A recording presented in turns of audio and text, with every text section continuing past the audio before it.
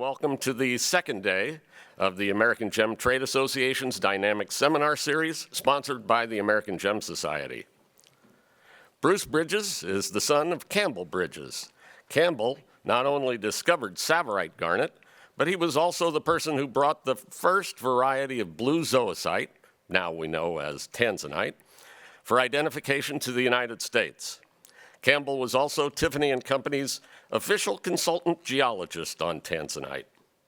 Bruce has been intimately involved in the gem industry since childhood, working alongside his father. Growing up in Kenya, he has completed extensive field work in the Taita Taveta region in southern Kenya. As the president of Bridges Tsavorite, Bruce carries on the family tradition of 3 generations as gemstone miners and dealers in Africa. The family business is headquartered in Nairobi, Kenya, with its sales distribution headquarters right here in Tucson, Arizona.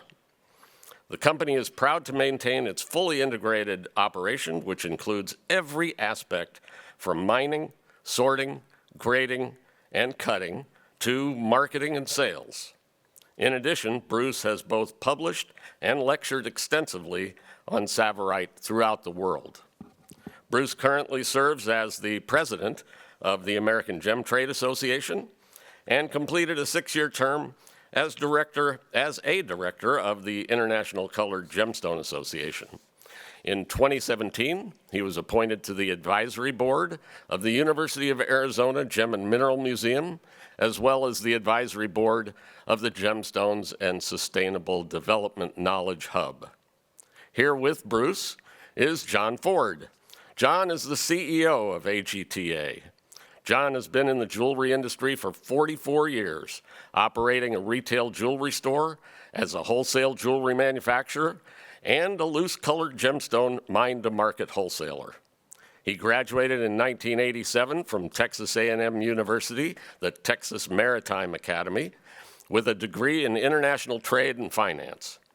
Foregoing a commission in the United States Navy, John opted to continue his jewelry industry career.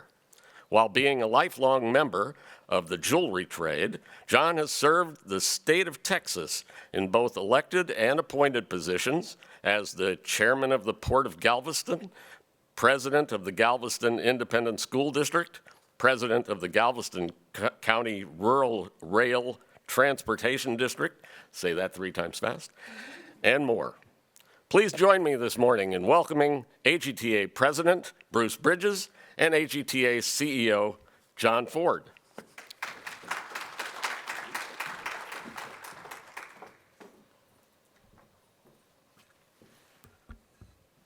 Good morning, everybody, and thank you very much for coming so early in the morning. I know in Tucson, on all the evening engagements, this might not be the easiest time to make it, so thank you for being here. Obviously, today we're discussing a very important issue in our industry. I would suggest probably the most important issue that has faced our industry in the last half century at least. And that's simply due to the fact that on April 2nd of 2025, the administration enacted tariffs worldwide, and there was no longer tax-free status, duty exemption on loose-colored gemstones and pearls entering the United States, which is an aspect that we haven't had to deal with in our industry for as long as I can remember. And it certainly upended everything that we knew and the entire way and means with which we went about doing our businesses within the industry.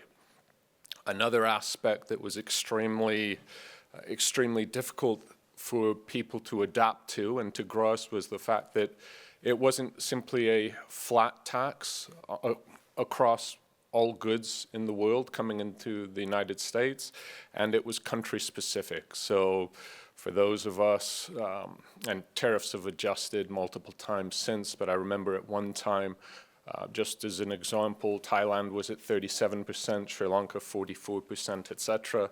And it just made it extraordinarily difficult to try and operate one's businesses when each individual country had a different tariff rate. And it was just really a very difficult time for all of us. So what we did at AGTA, obviously we got in the war room immediately when this news broke, and it was actually, ironically, coming off a very successful Gem Fair Tucson 2025. We had a fantastic year in 2025. It was a great show, and as April 2nd came, it was a huge blow, and it really brought the industry to a halt. So we got together at AGTA, and we decided that we had to act immediately, at which point we employed very well-established lobbyists in Washington, D.C., to literally go to D.C. and lobby on our behalf. They don't like the word lobbyist. Government consultant, I believe, is the more preferred word these days, but I think the more general term that we're more familiar with would be lobbyists. So we employed these government consultants, lobbyists, and John and I proceeded to go to D.C. Pretty much every other month. I believe we've been 8 times in the last year, meeting with congressmen, senators, etc. And I'll let John talk a little bit about the strategy and priorities that we have, but I want to really get across that it was something that as soon as we saw this happen on April 2nd, we got together the very next day at AGTA, came up with our whole strategic plan and outlaid the year ahead. And I have to thank our membership for getting behind it, and supporting the board and the decisions that they made, as well as the money that the membership has spent, which is a great deal at this stage, in order to really benefit the colored gemstone community, not just for AGTA members in the United States, but for the gemstone world at large. And as the old saying goes, if America sneezes, the whole world catches a cold. And that truly was how we saw this. And we were very proactive and jumped immediately on the situation in order to try and see exactly what we could do. And thankfully, our efforts gained some traction, and we've seen some great results. We still have a long way to go, but the traction is there, and we're all hoping for a bright future ahead. John? Thank you, Bruce. So before, I was always in the jewelry industry, but I was the ultimate political animal in Texas.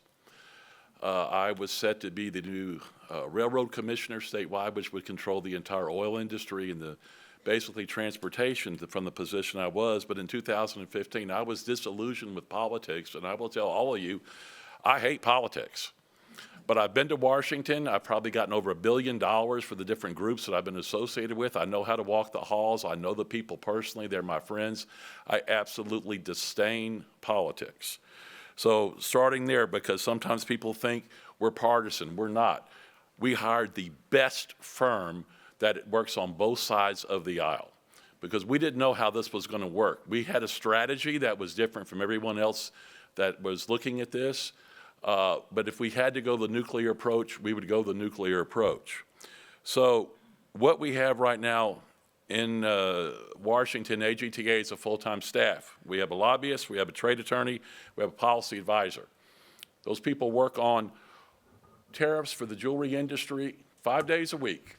Our tab can run anywhere from $1,000 to $2,000 a day. AGTA is funding that because we consider it a threat to our survival. So what we did is very early on came up with a strategy. And how I came upon this strategy is in a meeting with a congressman. You'll see a video in a minute with a very senior confirmed member of the administration from the U.S. Senate. And he said, John, you can get me, the Secretary of Commerce, or any other person to go to Donald Trump and tell him our opinion, and he doesn't give a damn. The only way that you're going to have traction is to have the congressmen and senators you know from Texas, and one of them was sitting there with me, that fly on him on the plane to Mar-a-Lago to whisper in his ear and write letters. So at that point, Bruce and I, we contrived what we call the all-of-government approach. And the all-of-government approach is where I do send letters to the president. I do send letters to the USTR and all the major, but our letters are sent by over 20 congressmen and 4 senators on behalf of AGTA. And in a moment, we're going to pass a proprietary letter out that I have that's just dated on February 2nd that deals primarily with Thailand, Sri Lanka, and India. We've been very involved in the negotiations. Bruce, on behalf of Thailand, had spent time in Thailand meeting with officials there. They asked us to come. Bruce went. We have discussions with over 28 governments currently because we were asked by the USTR.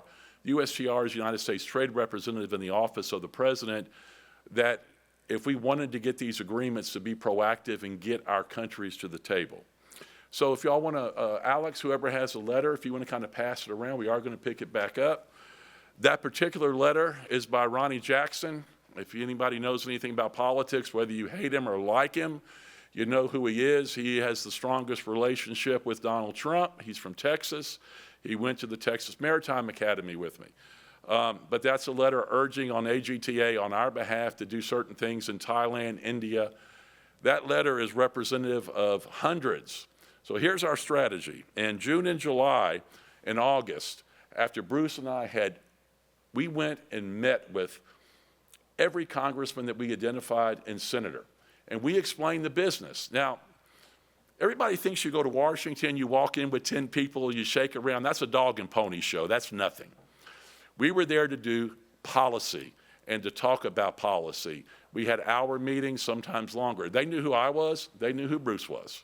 I took care of the trade issues. I took care of discussing the harmonized codes. Even though I've been in the jewelry industry my whole life, they don't see me as a member of the industry. They just see me as a CEO. Whether that's good or bad, that's what they see me. But Bruce, oh no. Bruce, mind to market, everything's on him on the internet, his family history. We captivated them. We explained to them the supply chain. They bought into us. And at a time when no one wanted to write letters asking for an exemption to the President of the United States, they did it for us. The board of directors of AGTA has the proprietary letters to the President. We don't share those with the public. That letter, if you think, is an amazing, amazing letter. So that's how we accomplish Annex 3. It was accomplished by people whispering in the President's ear, on the airplane, and writing letters to him. We are pests. We try to have our different officers write letters from different offices at least every 60 to 90 days. And when you have about 25 elected officials writing letters, at some point in time, they listen, because when a member of the Senate or the U.S. Congress writes a letter, they all have to respond. And of course, we send the same letter to the President, a lot of times the USTR, to Bassett, and of course the Commerce Department. So we managed to get something called a PTAP added into Annex 3. You look at Annex 3, diamonds also got included. We're with pharmaceuticals and crude oil and all kind of crazy stuff. Does it matter? You tell us how jewelry gemstones belong in that. I'll just tell you it doesn't, but we got there. But it also means we have to, country by country, have an agreement. It's a potential tariff adjustment for aligned partners. We got half of what we asked for from the administration. We were happy to get that half. Please look at the letter. I think you'll kind of get an idea. If you can take that letter, multiply it by probably 150, that's the number of letters from elected people to different members of from the President on down on AGTA's behalf. Now, in going to D.C., it's always an interesting trip. Bruce and I have made 8 trips together. Bruce is going to come up and talk about that. I want to say something about Bruce. AGTA, I wouldn't be the CEO or if it wasn't for people like Bruce, and I love AGTA. But Bruce has given up probably a third of his business to come to Washington with me and do what we're doing, because it's a partnership. It's not a one-person show, because he brings something to the table that they want to hear. So Bruce, give you a little bit of my thanks for that, and of course, it does affect his personal life and everything else when you have to travel. And of course, this gentleman travels all around the world enough already. So Bruce, if you want to go through and kind of cover our visits to DC and kind of how it laid out. Well, thank you very much for your kind comments, John, and we certainly couldn't have done it without you. Personally, I really didn't know that much about how government in the United States worked. Ironically, I actually went to high school in Washington, D.C., and I've learned more in the last year going to D.C. than my entire high school career, which I guess doesn't say much for me as a teenager. But either way, we certainly couldn't have done it without John and his political know-how and connections that he had learned in the political sphere in Texas. And as John mentioned, and I previously mentioned, John and I have been to Washington, D.C. 8 times together, meeting with a multitude of senators, congressmen, the USTR, Treasury, Commerce, etc. when we're there. And one thing that I will say is, as John mentioned, it's not just go, you shake hands, and people forget about you. I'm very used to dealing with governments all over the world, and I will say that I was initially shocked at how prompt and how much attention we were given on each one of our visits, and that's only continued since our first meeting. If you had a meeting at 2 o'clock, you would meet at 2 o'clock. It wouldn't be with, let's say, a senator or congressman's aide. It was with that senator and congressman, and it wouldn't just be for a photo op where they talk to you for 5-10 minutes and then hand you over to one of their aides. As John mentioned, they would give you half an hour or an hour if they needed, or even longer. And it was an aspect that John also touched upon where they had done their preliminary research. These people knew who I was. They obviously had researched that. They knew who John was. They had an idea who and what AGTA was and what it was about. And they asked good questions. They said, well, why are you special? What do you need? And one of my main aspects that I tried to get through, which I think was very well understood and received by these individuals, is the fact that 99% of the gemstones that we all deal in simply do not occur in the United States. And I use my geological background to try and explain that, look, because I was asked, okay, well, we understand that this administration is trying to grow the American economy and be more central to the United States as opposed to outsourcing, etc. And so one of the questions I was asked was, well, if we invested more in exploration in the United States, could we perhaps find these minerals and these gemstones in the United States in order to mine them here and bring that business here? I explained to them how geologically that simply is not possible, and it wouldn't matter what level of investment they put into exploration. You're simply not going to find 99% of the materials that we deal in the United States. And thankfully, that was very well received.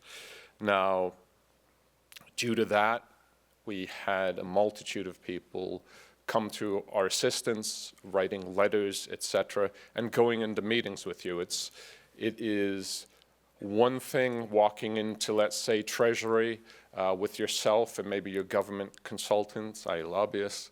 It's another thing when you're walking in and you have 2 or 3 U.S. congressmen or senators with you, and they're all in lockstep agreement that, hey, we need to look at this industry as the small businesses that we're trying to develop are being very adversely affected by what's been implemented, and we need to look for an exemption. As John also touched upon, we were added to Annex 3. Now, Annex 3, of course, is country by country, and I believe we have 28 countries on Annex 3 that we're working to get, and these would be, of course, major gemstone producing countries. Now, the ultimate goal that John will talk about would be, and he mentioned us being a pest, and we have been a pest as far as they're concerned, as in we're constantly writing letters. We probably write a letter every week, at least every other week. They've constantly been bombarded by US senators, congressmen, etc. And they understand our issue, but there's also big global issues as well. If we were to look at successes that we've had so far, thankfully, we'll have seen, I believe everybody should be aware now that Europe was added to Annex 3. So that greatly benefits the trade between the United States and Europe, as a lot of goods go, between European countries, the United States, and vice versa. A lot of obviously large brands are in Europe, so that streamlined and made that process far easier and less expensive for dealers that happen to deal in Europe, and vice versa. A lot of US dealers also source goods from Europe, so that greatly helped. However, as we all know, Europe isn't a country of origin as, let's say, where I'm from, such as Kenya. So we focused on Kenya. We met with the Kenyan delegation, both in New York and Kenya itself. As far as that 28 country list, obviously we have to go one by one, and we're hoping, and John will touch on this, that we get added to Annex 2, which is a much broader, overarching exemption that I think would greatly streamline it and give everybody what they're looking for instead of country-specific. But right now, we had success with Europe. You'll have seen just, I believe this week, beginning of this week, end of last week, India was just dropped to 18%. Obviously, there were a lot of things going on in the background there between India and the US, but John and I just got back from DC last week or the week before? 2 weeks. 2 weeks ago. I'm sorry, time's blending with the show here. And then, of course, Thailand was a major country on the list. There were a few, the grapevine was we were perhaps meant to see Thailand prior to the Tucson show, which would have been great. There were a few extraneous issues that came up that's postponed that. But I think that we'll be seeing Thailand in the near future. Obviously, Sri Lanka is big on our list, and India. Those were the top three on our list. India is now down to 18%. So we definitely have traction, heading in the right direction. Now I'll let John talk about the strategy, perhaps going into Annex 2. Thank you, Bruce. I'm going to point something out. Bruce was making that argument on our visits in May, June, July. You look at that letter dated February 2nd. And what is that congressman saying? What is he saying? If you bring it back up higher, you'll see he's talking about not geologically present in the United States. AGTA sells material that's not geologically present, and we are a net exporter in that we bring in goods, add value to them, and we export more than we import. So that's a major distinction between, say, colored gemstones and, say, diamonds. But that still resonates to this day, and that is why we were successful. So our current strategy, well, Thailand is our #1 goal, and we've been working on it. We got that announced. And as soon as we got the two governments and they agreed, and we got our government to agree to work with us on a PTAP, of course, there was their government basically has to have a new parliamentary election because they have a coalition government, and of course, you know how that works. So right now, they're going to be hopefully seating a new parliament on the 8th of this month. We expect them in a reasonable period of time, a day or two, a week, to ratify, hopefully, the agreement that the interim government worked out with the Trump administration. It should be signed, then signed by our president, and then we've already have the request in. As you can see, that's one of them. The reason those letters are all there is they're already talking about Thailand. We knew the Indian deal was going to happen. That's why India is in there. We have some knowledge that we don't share. Some of it is good knowledge, and some of it's not so good. So that is our basic what we're doing. We're also decided in a way to try to get us to Annex 2. They spend so much time with us that there's low-hanging fruit. And I don't mean to disparage these countries by saying they're low-hanging fruit, but what I mean low-hanging fruit, they have a reciprocal trade agreement and a security agreement with the United States already.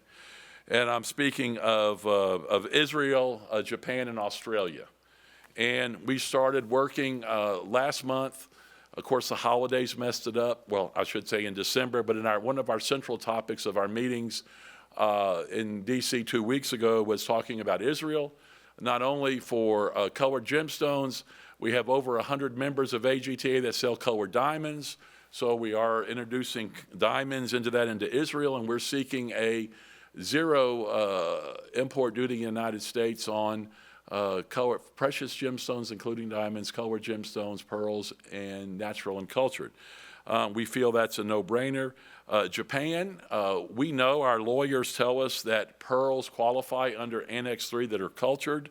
And I had a discussion in the car on the way out to Tucson with the trade minister of Japan. And it took me 3 months to actually be able to formally ask them to make that request. So in other words, even though we have support from the U.S. government, it's kind of like if someone wants to ask you out on a date and you're ready to go on the date, but that person never asks you. For our U.S. government position is, unless a country asks for a PTAP, they're not going to ask them if they want one. So one thing that we're doing is trying to motivate these countries. And unfortunately, we all think gems are the most important thing in the world. But in the majority of the countries on our 28-country list, when you talk to their decision makers, we're such a small amount of their trade that we really have to keep contacting them to get that traction to make that happen. But we've managed to make that happen now. So we are working with officials in Japan, Australia, and also in Israel. The Israeli agreement will probably get a little more complicated because our members of Congress that are supporting us on that, because there are no tariffs on any goods coming into Israel, they want tariff-free duty on all Israeli imports into the U.S. But we will get there. That will cover precious, semi-precious gemstones. So what is our goal? Our goal is not to go country by country on Annex 3 because it's costly, very costly. We had to have an increase in membership dues for our firm and affiliate members to cover these costs because, when you're burning $1,000 to $2,000 a day, it's money. And we're not burning money on lobbyists. We're burning money on office work, letters, organization. When you're trying to keep 24 approximately senators and congressmen on the same page and dealing with all their staffs, can you imagine what that's like? And we have to maintain our army of support, and it's just unbelievable. We're trying to give them so much input from AGTA that eventually they're going to say, there's other things we need to be working on, and that this industry deserves Annex 2 for diamonds, precious gemstones, semi-precious, cultured and natural pearls, because of right there, they're not available geologically in the U.S. Bruce Bridges' vision on that, and we think we're going to get there because I can promise you, Bruce and I don't quit. And we have a vision. At this point, I'm going to introduce a video by a gentleman that actually is a personal friend of mine, and I probably would have that seat in Congress if I hadn't left politics, but again, I do disdain politics. That's why I got away from it. And he's been invaluable in going into meetings with Bruce and I and helping us. And his name is Randy Weber. Randy Weber is actually the representative from my district in Galveston, Texas, where I'm a fifth-generation Texan. My grandchildren are seventh-generation Galvestonians. And so he's a member of you want to put the committees up. Most important committee he's on, of course, is Commerce. We are Commerce. And it's been very great to have his help. So at this time, we're going to let you listen to the video. And of course, you have to understand, and this video is from a politician. He is addressing our AGTA members. So we ask you to listen. The most important thing is how many congressmen would send that to an association like ours. The number of people we have helping us in Washington is unbelievable. And they help us because they realize that the majority of AGTA members are what? Mom and pop businesses. That's why they help us. Hi folks, this is a big Texas hello to the American Gem Trade Association Gem Fair. It's a real pleasure to send my greetings to the 2026 Gem Fair in Tucson, Arizona, and to all of you joining from across the United States and around the world. Many thanks to my friend John Ford for inviting me to join the Gem Fair by video. I'm stuck up here in Congress, but my colleagues in Congress and I truly recognize the important role y'all's small businesses play in creating American jobs. You guys embody the very best of the American entrepreneurial spirit, hard work, craftsmanship, and pride in what you do. This global showcase of gemstones is actually nothing short of spectacular. I know y'all know that.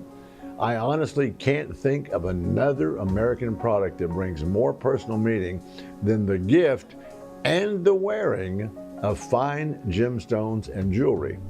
As many of you know, your industry is navigating changes tied to new import tariffs. But let me be clear about something from the start. President Trump is running this country the way a successful entrepreneur runs a business, with leverage, strategy, and results in mind. His trade agenda is about fairness, reciprocity, and putting American workers and businesses first, point blank. I trust that approach.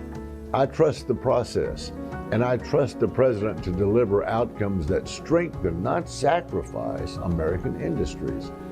That's exactly why, thanks to my friend John Ford, I've been actively advocating for the reduction or elimination of tariffs on gemstones that simply do not exist in the United States.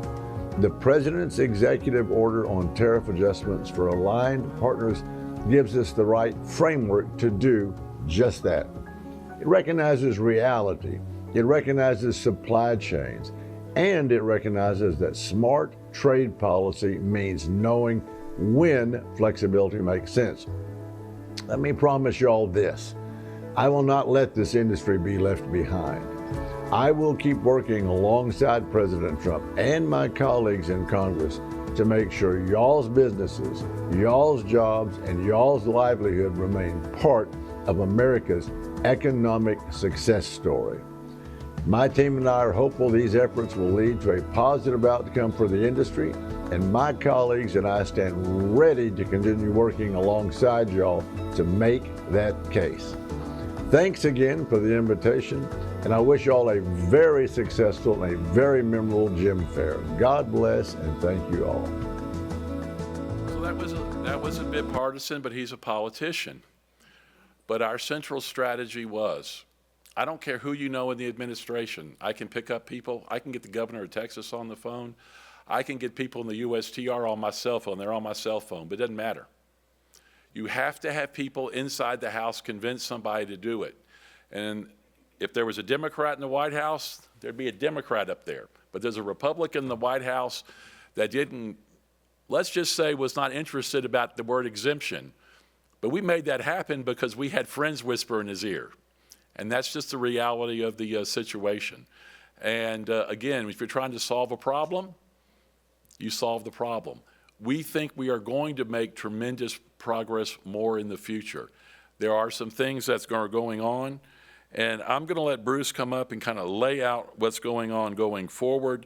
And then we would really like to take a lot of questions and answers because there's only so much we can talk about in about 30 minutes, then we'll have time for questions.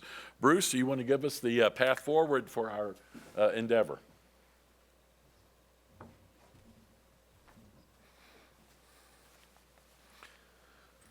Thank you, John. So I won't take too much time, as I'm sure there's a lot of questions, and I'd rather save some time to hopefully answer your questions properly. So the path forward for 2026, obviously we are at the barometer for the year, being AGTA Gem Fair 2026, and I think everybody looks at the Tucson show as being really the catalyst and barometer for the year ahead. Is this going to be a good year ahead? Judging from what I saw last year and what I'm seeing this year, I'll just give you my personal view as well as what I've observed, obviously dealing with colleagues in the industry. I previously mentioned we had a great Gem Fair 2025. Business was going really well. April 2nd, obviously the tariffs came out, and I can speak for my business as well as many people that I know within the industry. They found that their businesses were extremely depressed for the remainder of the year. I'll say that even the Christmas season was probably the slowest Christmas season that we've had since 2008. And I would suggest that a lot of people were waiting on the sidelines to see what would happen because it was very uneasy times. No one knew what was going to happen. And judging by 2026, we've had the busiest January that I can remember, and the show, and knock on wood if I can find any in this synthetic world, but knock on wood, the show has started extremely well. All of the majors are back. All of the big brands are back. They're all buying again. I see the mom and pop businesses here. I believe our first day we were up 10% on foot traffic from 25, and I said 25 was a good year for the show.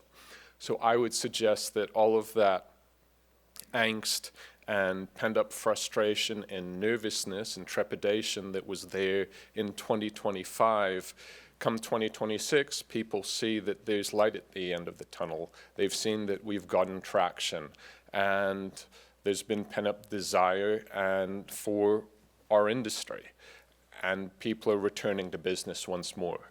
And hopefully what we're seeing in the first 2 days continues throughout Tucson and throughout the year ahead. And so when we look at 2026, John and I will be back in DC shortly. We'll be meeting with again, senators, congressmen, USTR, Commerce, Treasury, Ways and Means, etc. And we're just building upon all the building blocks that we laid for 2025. And I think that some of these countries will come across the finish line very soon. Like John said, our ultimate goal is Annex 2, so we don't have to go country by country on Annex 3. But we are very pleased to even get on Annex 3 if you look at how dark some of the previous year's news was. So looking at 2026, I think that you'll see huge remediation with tariffs. We're either going to get a multitude of the biggest source countries in the world passed, or we're going to get it placed on Annex 2. And I think it looks like a very bright and glorious future for gems and jewelry, with the return from the uneasiness of 2025 to the success, hopefully, of 2026. That's our outlook. We've seen it in the start of this year, and pray it continues forward. I think with that, if John and I could answer any questions you might have, I'd like to now open the floor to Q&A from our audience.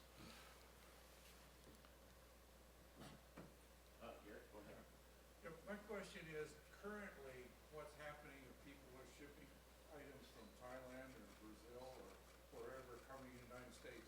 Do they have special paperwork, and then is customs picking that up and sending out bills for tariff money, or how is that paid at this time? So most people that ship in have a logistics company. I recommend full-service logistic companies. And that's all taken care of by them. If you work with some less full service like FedEx, they'll use your credit card or something to charge their proper tariff. But yes, that's all handled by the logistic companies on shipping.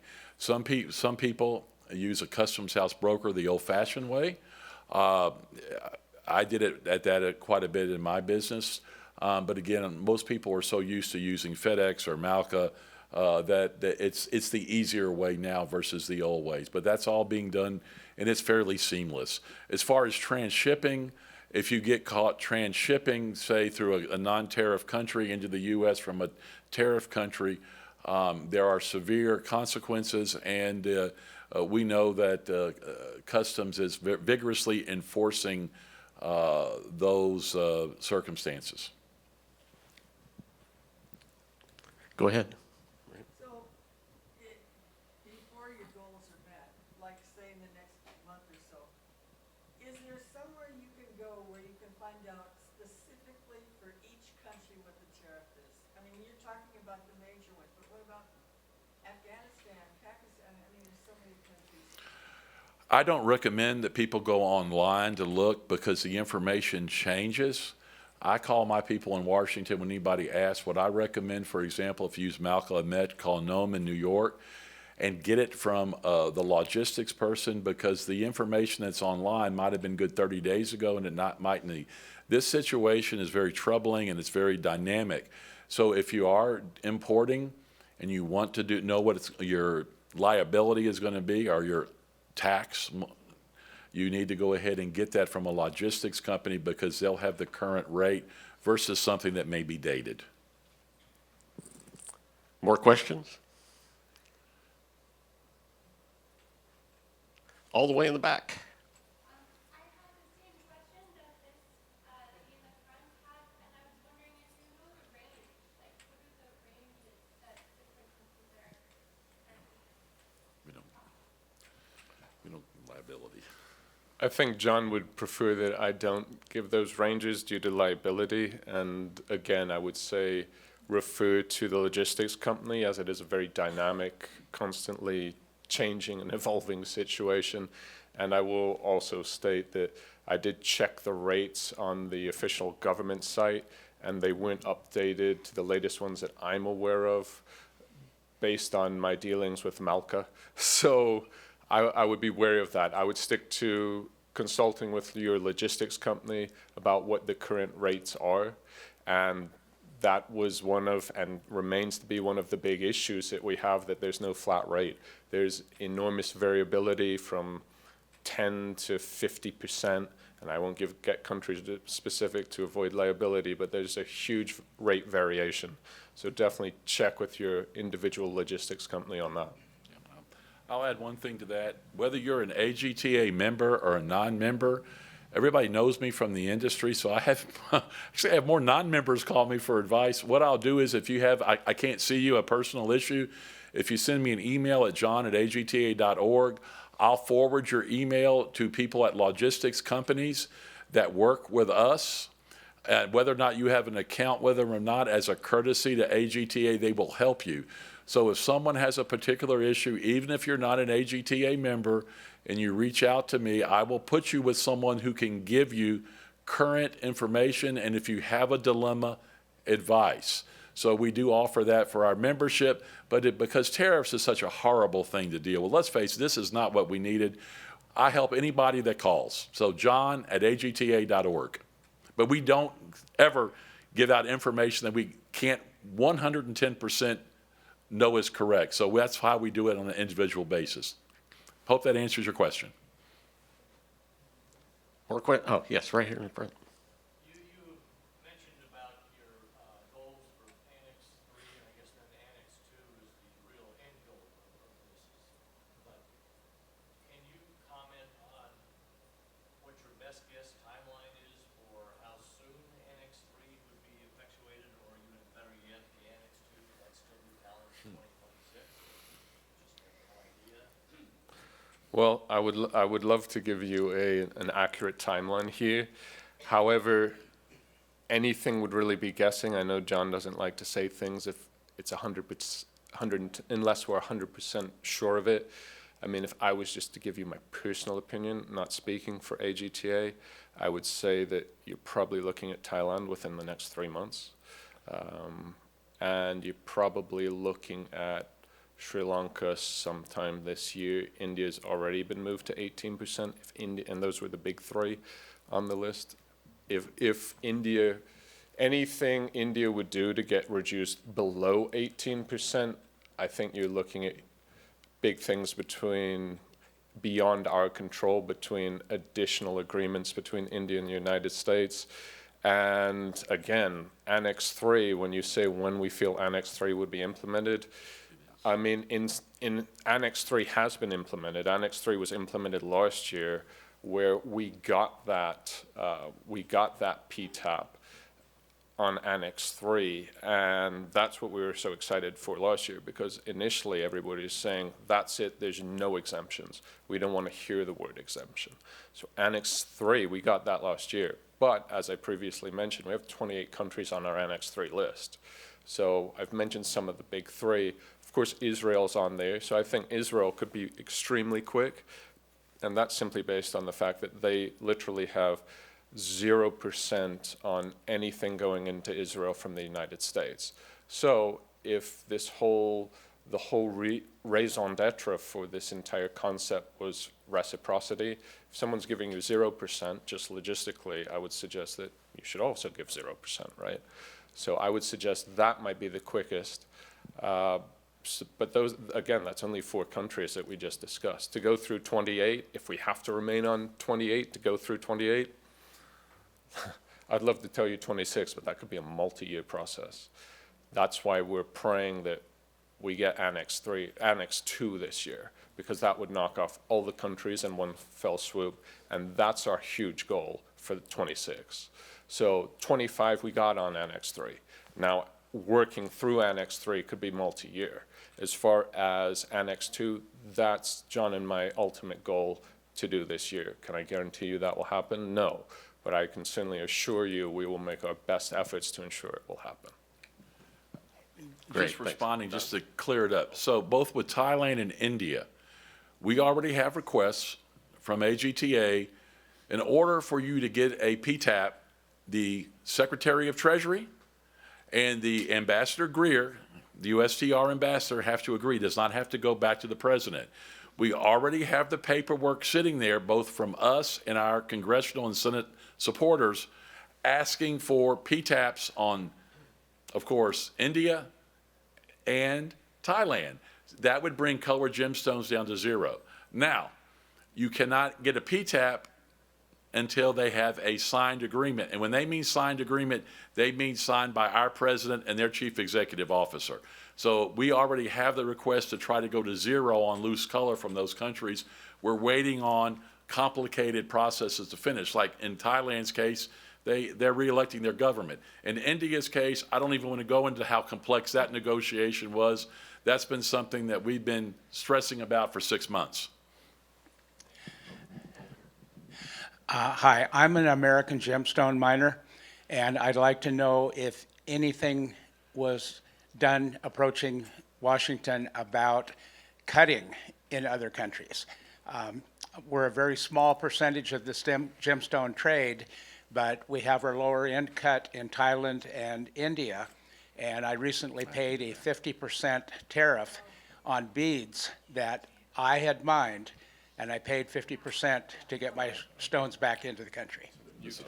Yeah, we'll both answer that. Well, I use that argument on the delegation from Montana to get them to support us, because something called substantial transformation, which is something a World Trade Organization, it doesn't matter where the good comes from, it's where it's substantially transformed.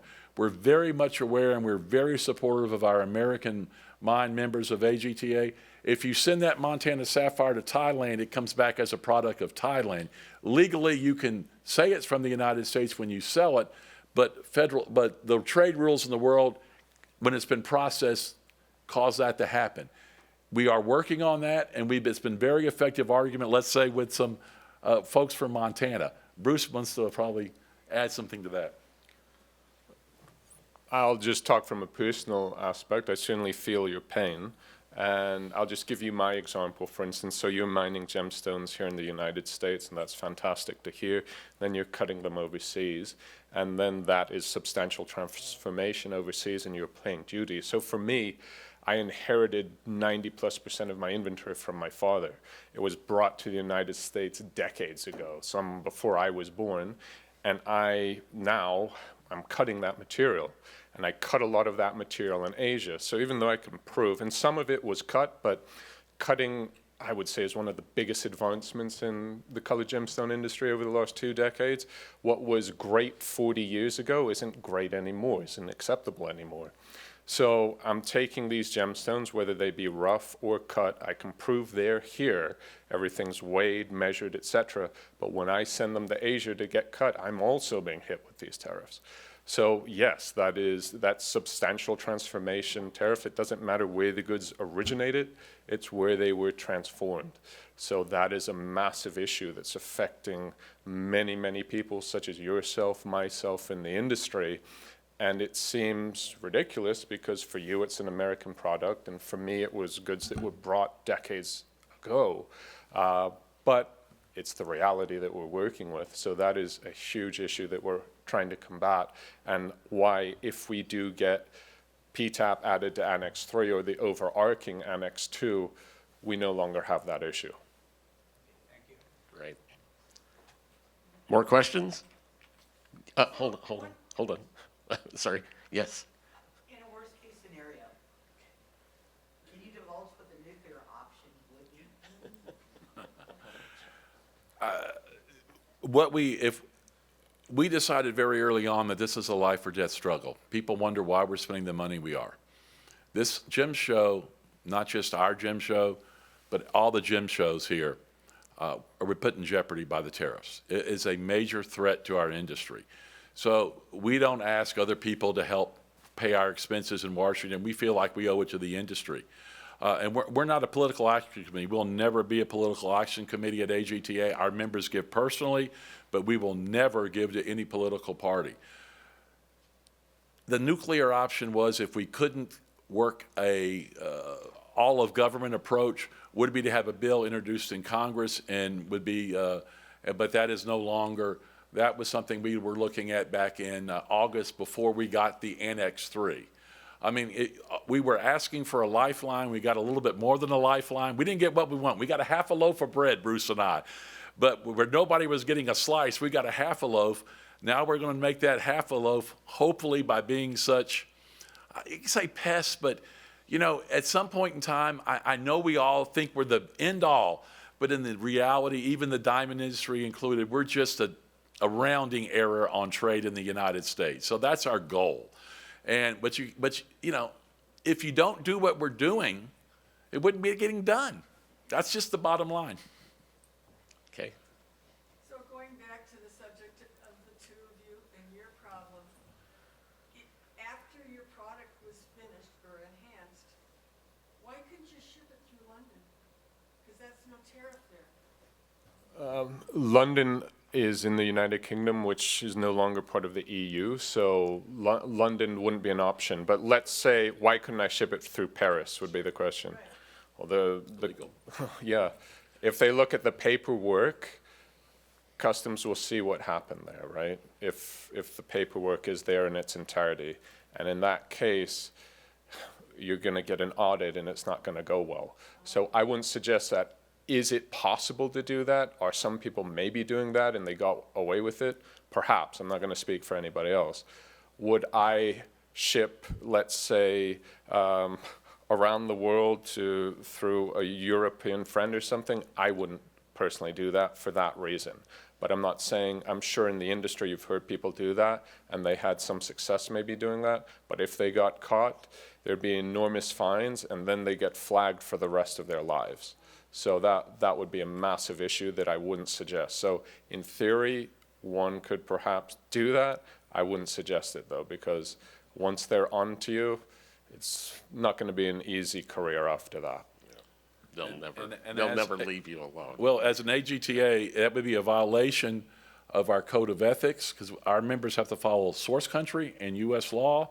And if one of our members got caught doing that, that member would very likely face a probationary period, if not outright expulsion. We take our code of ethics very seriously. That is illegal. It might cost you just a high fine, but it would cost you more if you're an AGTA member. More questions? One over here. Sorry, I missed the first couple of minutes, so apologies if you've already explained this. But assume worst case scenario, if you're still on Annex 3, then could you walk us through the sequence of events that need to happen in terms of, I believe, as I understood from our conversation yesterday, that the framework has been signed and because you see in the news, oh, the trade agreement has been signed, you know, the way it's reported in the news, and you're like, it's done, right? What's next? How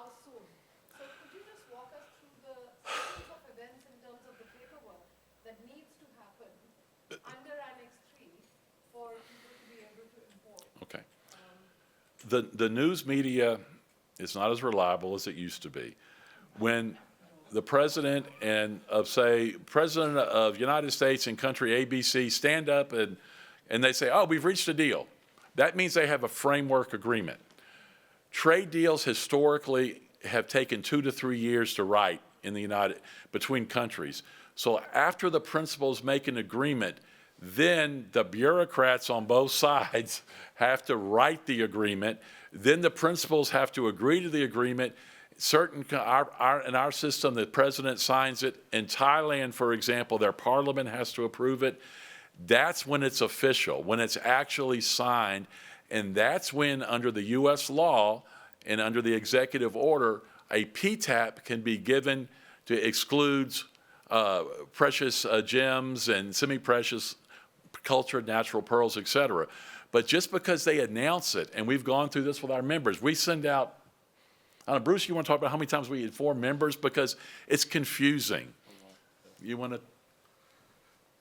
I mean, we have tried to be as transparent as humanly possible with our membership, where we give constant updates exactly what we're doing. We have, actually, I believe it's on the website, or at least in India went out yesterday. in an informational, literally every month, what we've done and the results that we've gotten. And yes, I mean, it's a huge issue, Risha, as far as the PTAP being added to Annex 3. As John mentioned, it's not as simple as just a symbolic trade agreement reached that you hear broadcast in the news. Generally, when they say trade agreement reached, it's just a framework. Okay, so a framework has been discussed. People have basically informally agreed behind closed doors, or maybe publicly, because they've made it public, that a framework trade agreement has been reached. But it doesn't mean that the agreement has been written. It doesn't mean the agreement has been approved, and it doesn't mean the agreement has been signed by both parties as well. And it takes those additional 3 steps in order then for that agreement to be finalized, and then for that PTAP to be added to Annex 3. So it's a much lengthier process than just a headline in a newspaper or on a news channel that says agreement reached. There's a lot more that goes to it than just a framework agreement. A follow-up question. So if you're successful in getting Annex 2, getting the keystones of Annex 2, what would happen then? Well, Do you want me to answer? yeah, go ahead. So yes, so that is our ultimate goal. If we get on Annex 2, instead of having to go country by country and getting a PTAP exemption country by country, Annex 2 is just blanket for an overall commodity.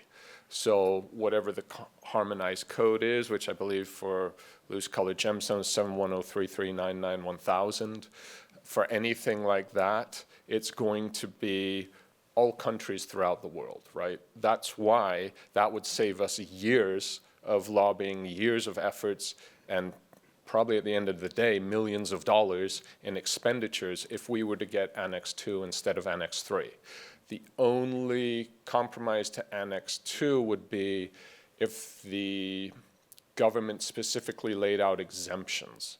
So they could say, okay, you're on Annex 2 unless you're from Russia, right? And then it works in our favor in the opposite direction, as opposed to us having to go through a list of 28 or 30 countries, however many origin countries we're working on, and knock them off and tick them off our list one by one. Then the government gives you a blanket for certain harmonized codes, and all of those harmonized codes are tax exempt. And then the government would have to make an exemption on a country-by-country basis that these guys aren't tax exempt. So it's like a reversal, if you can see what I'm saying. So Annex 2 is the ultimate goal, because that would save us immeasurably in a multitude of areas. Sorry, and one last thing. Well, let me just What is the timeline let me for explain one thing. We're not oil, we're not agriculture, We're not autos. All those different, so as we continue to be that uncle or aunt that always stops by to live with you, we're hoping that at some point in time, once we pass Thailand should be, it could be as less than 30 days, it could be 3 months. We think Thailand is going to happen very quickly. We think Vietnam will be behind Thailand. And then we think the pressure of Thailand being there where Sri Lanka's not there is going to lead to other agreements starting to fall very quickly because, of course, once one country has such an agreement, they have a strategic advantage over the others. But keep in mind, our whole process of getting on Annex 2 is the fact that this industry, although we love it, we think it's great, it's very small, fraction, rounding error. We're hoping that after 2 or 3 or 4 or 5 of these, they're going to basically say, you know what, we just need to, for a better word, it's not worth our time and expense because it costs them to deal with us and it costs us to deal with them. And your second question, I'll let Bruce answer that, about timeline. Timeline, and I believe we had a very similar question to that at the beginning of the Q&A. Obviously, I can't give you any specific timeline, can't guarantee. If I speak for myself, not AGTA, I would suggest that we might see Thailand in the next 3 months.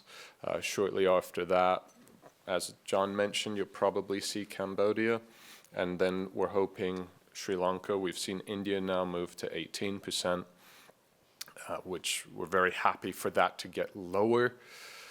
I think that that's going to require quite a bit of conversation between India and the US. And you also have to remember, it's not just one-sided. It's not just the US that we have to talk to and we have to say, hey, you guys go out and make a deal with Thailand. We have to talk to the Thais and tell them as well, hey, you know, this benefits both of our countries' industries in each sphere. You need to talk to the US. And then some of these countries have said, okay, well, what are they looking for? Obviously, we're not government advisors, but we might make suggestions, you know, and then based on those suggestions, hopefully a foreign country will engage with the US if the US isn't engaging with that foreign country, and then hopefully an agreement is reached, a framework is created, then documents are brought together, approved, and then signed. But that's sort of the process. So if I was to suggest, as I mentioned, those 3 countries, I would also suggest Israel is imminent because, and not to be redundant here, but Israel has 0 tariff on any US goods going into Israel. So I would suggest if the mission for this was reciprocity, then any goods coming from Israel to the US should also be tax exempt. And if we have to go through Annex 3, sadly, I would say it's a multi-year process. So we'll do it. But we'll stay the path if we have to. The goal is getting on Annex 2 within 2026. Do I think that will happen? I mean, I'm a pessimistic guy to begin with, so We're hopeful. probably not. But that's our hope, that's our goal, and that's our mission. Whether we accomplish the mission, I don't know, but we'll certainly do our best. Sorry, one last thing, and I promise after this no more. Rita, we are out of time.